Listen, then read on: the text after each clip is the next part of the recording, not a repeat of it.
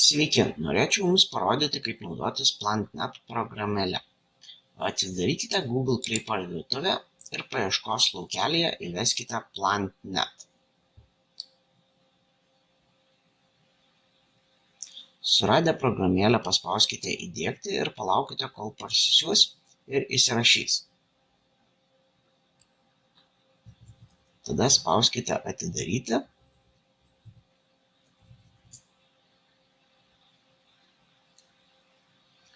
Atidarę programą pasirinkite nustatyti vietą automatiškai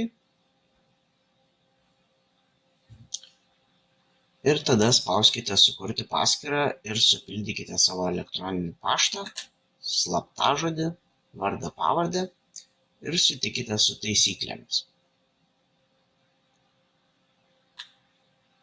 Spauskite sukurti paskyrą.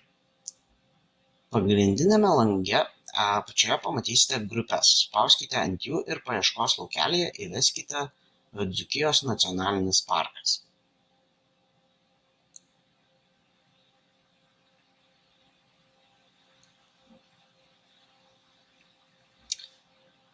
Paspauskite ant jos ir atidarę grupę pamatysite prisijungti prie grupės mygtuką, tai jį ir paspauskite. Tada grįžkite į pagrindinę ekraną ir spauskite identifikuoti.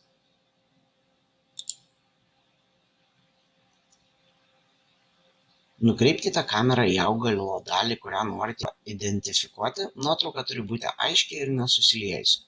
Nufotografavę turėsite pasirinkti, kurią augalo dalį fotografavote.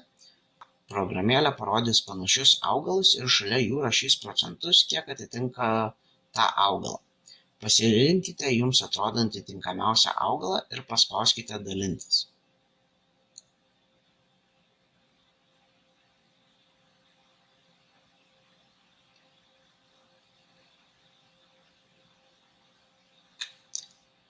Tada nueikite į grupes ir paspauskite didelį žalią pliusą ekrano apačioje.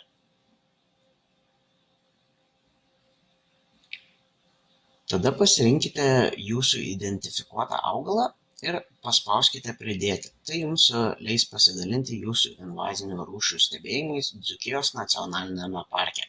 Sėkmės!